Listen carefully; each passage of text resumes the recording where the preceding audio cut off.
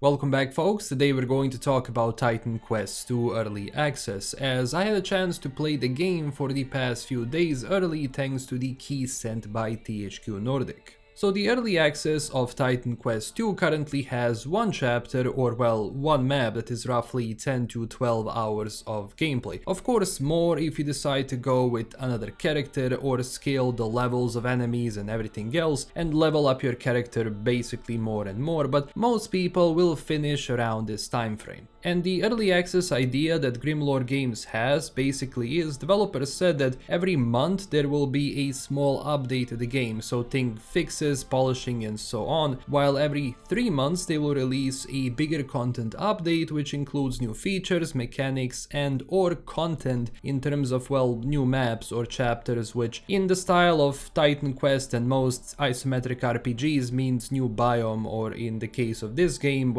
different part of the world with their own mythology. Titan Quest 1 is a game I played a lot growing up and it was a lot of fun, and they even supported the game 10 years after release with a new expansion, which was insane to see. But how well does this game hold up against it? Well, TLDR is that I think so far it's fun, it's enjoyable, and I like its more grounded experience in a sense, with abilities you have and in what way you shape your characters as you have freedom to do so, but everything in a sense will stay a lot more grounded and it's not going to have these flashy abilities or going crazy, at least right now. When you create a character you have the option of easy mode, normal difficulty and hardcore alongside with the solo self-found, which means no buying stuff from traders or gamble with random items, but only things you find or that drop for you, which serves as an additional challenge in case you want that. Gameplay is pretty much your standard Titan Quest, so moving through the map, following the story, doing side quests and collecting gear, which is useful for you. Keep in mind, here you can also choose how you want to move, either with a keyboard or with a mouse. I think this is very nice that they keep adding this option in these sort of games. And this is where that depth of how you run your character comes in. So first off, you have your masteries and attributes. Attributes have agility, might, knowledge and vigor, with each one being good for one playstyle.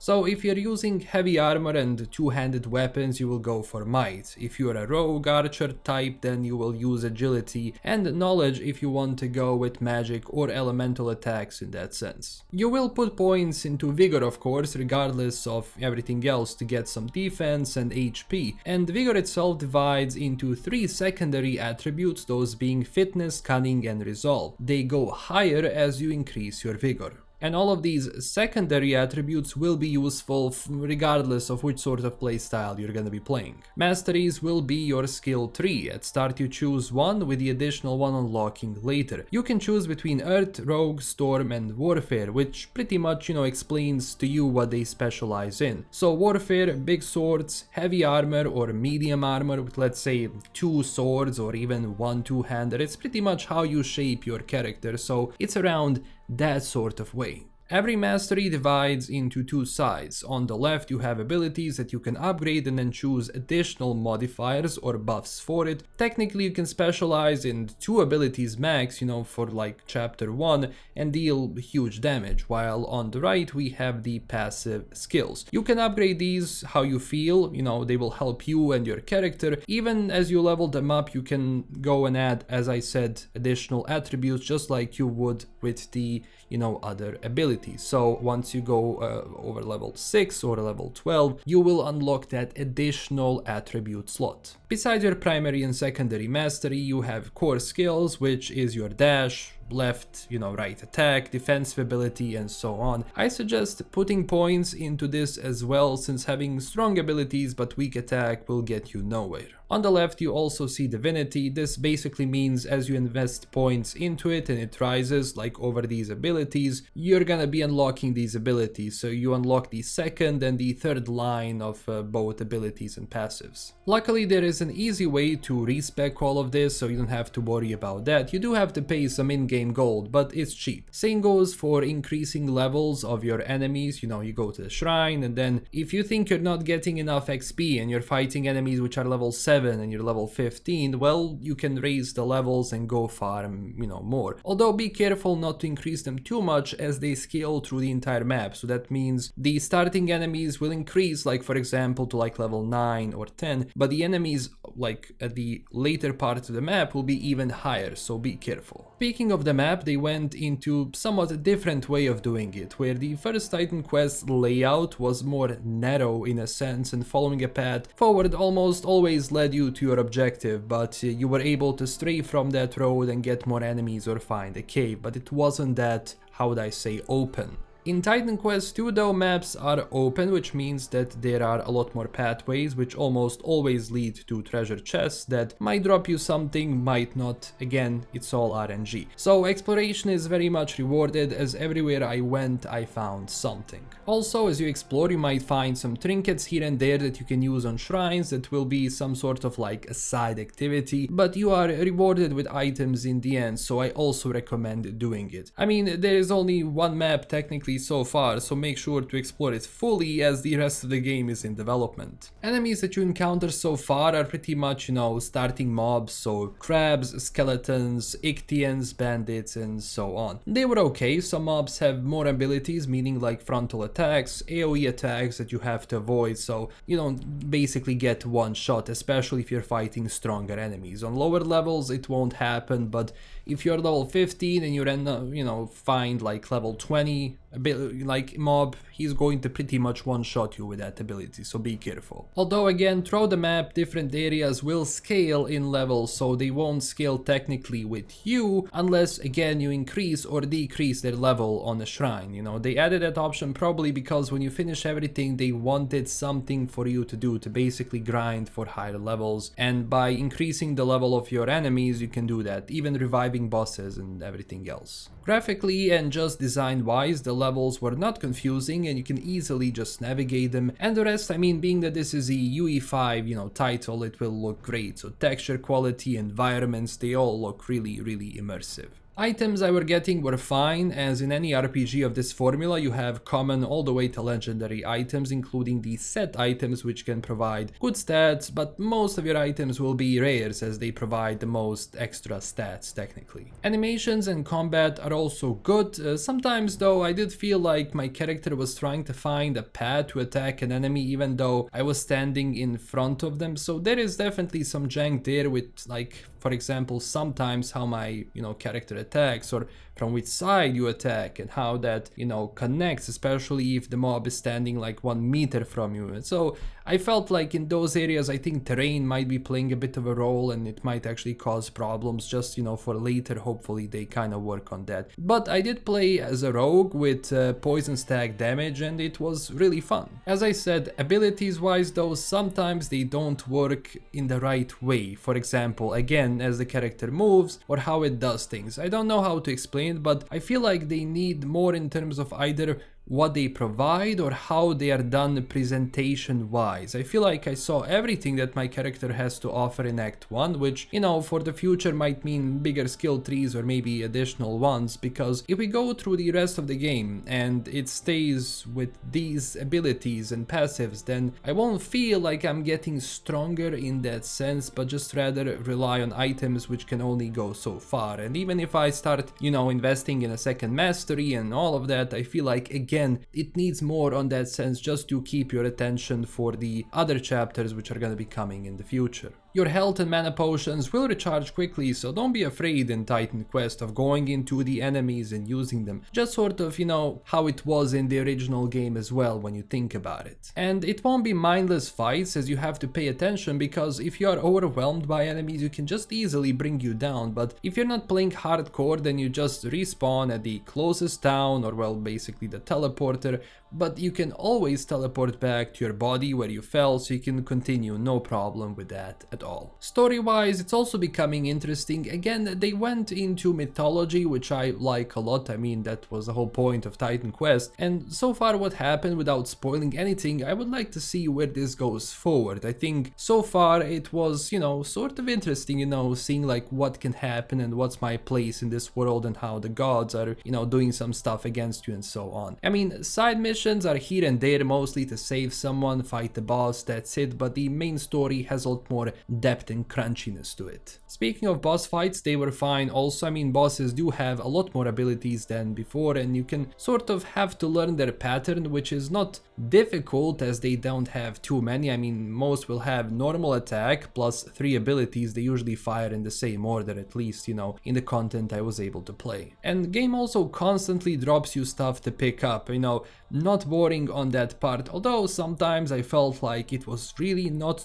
you know, dropping me any sort of daggers, and most of the stuff it was dropping were two-handers. I swear my inventory was just basically two-handers, nothing else, so maybe some work on like that RNG, you know, drop chance. But generally, I mean, I recommend collecting everything and then selling everything. You have to, you know, get some money, because later on you're gonna be gambling on random items, which can be any item from the game, you know, as most RPGs of isometric way do it these days. Speaking of music and sound design, music is spot on, very Titan Quest-like, and through the gameplay it will linger in the back slowly to give you that immersive feeling. It will ramp up as you're fighting more enemies. Same with other sounds like, again, you know, combat, attack, clinking and clanking of like different, you know, weapons, you know, in that sense. That was really no problem with that. That was immersive. As far as the bugs and glitches though, I mean, the biggest one was when you call up a portal and it doesn't work. So you have to place the portal a few times, otherwise clicking it just does nothing. I think this was a bit of a frustrating issue that they need to fix. Crash wise, I had 2 crashes which went from UE5 itself, which I actually saw like in the error message, but that was within the first 2 hours of the game. For the rest I had, you know, no crashes or anything like that. Optimization though, it's here and there. I mean, for most I was getting very decent frame rate, as you can see from the gameplay, but as you walk around there are definitely areas of the map where that frame rate can drop and start stuttering. Now of course that I know that 3070 Ti is pretty much reaching its maximum of what it can offer, especially with the 1440p resolution which I'm running here, but I felt like again there is that UE5 jank here which can definitely use some polishing, so it's smoother in those areas, because I felt like the GPU usage and somehow the CPU usage was kinda not really consistent in some areas. It feels like sometimes it pushes it, but sometimes I feel like my system is not really and fully utilized. I don't know how to explain it. I mean, lowering the settings didn't really fix anything on that front. I mean, I was getting frames, but I was still getting those areas where the game starts stuttering and where you have those frame drops. But in general, I mean, most of it is fine, but it can definitely be polished up to run better. And now this discussion comes into the picture. Is it worth the money? So Titan Quest 2 right now is 29.99 euros. There was a little discount after the game was released, but that's over now, you know, pretty much. So everything that they add in the future will be a part of this price. So if you bought Titan Quest 2 for 29.99 right now, everything they add in the future, like new locations, etc, etc, I mean, for as long as the game is out of early access, your purchase is going to stay the same, so you won't have to buy anything on top of it. If you don't own the game, every single time they do a big update, they will raise the price for the game, or after like 2 big updates, they will raise the price of the game. I think pretty much meaning that the full title, if it's fully released, it's gonna be probably like 50, 60, 70 euros if they, you know, decide to do it this way. So they reward you with buying it now and, well, taking a risk for the future, because I cannot tell you if they will finish it or not, but if the rest of the game is enjoyable as this first part, then I will definitely recommend it. Titan Quest 2 stayed Titan Quest, they didn't change the game drastically, and I won't lie, playing this in 2025 is a surprise to me because I didn't expect this, that they will do it at all. I was even skeptical when the first announcement came out, but it seems that Grimlore Games has a good idea of what sort of title they want to make, and they will be taking user feedback, which is another plus for me, especially considering that they did not make the original game, so they have to carry the torch now, and so far they're carrying the torch well, but it's still, for me, very early to say like what the full experience is going to be. I mean, Iron Lord Entertainment was closed ages ago, with Demiurge Studios still working somehow, but I don't think they are involved in this in any way, shape or form. So if you're a fan and you want to take this gamble with this purchase, I mean, I can recommend it, but again, you're taking that risk on if it's going to be finished or not. I mean, I had fun in it and I think this is a very solid start, and for all of the RPG fans, it's good to have an isometric RPG which doesn't have any battle passes or a store or anything like that, but rather a single player experience with co-op, but it's not officially out. You can run the unstable branch for co-op. My friend and I tried it, ran normally so far, but it seems that something they want to focus on later. I mean, I agree with that. I mean, get the core game, out first and then, worry about co-op and everything else. I feel like there will be many iterations of what they want to add and change, especially now as people provided more data to it. And I hope that, later biomes and locations look as good as the first one, because if everything turns out well and it stays like this, it will be a very strong recommendation from me. I'm glad this doesn't suck. I was again very much skeptical, but they proved me wrong, and I will try out, new builds and characters, so I can probably squeeze out 6 to 8 more hours from this if I really go for it. I think 20 hours for this early access portion of the game will be more than enough with everything else,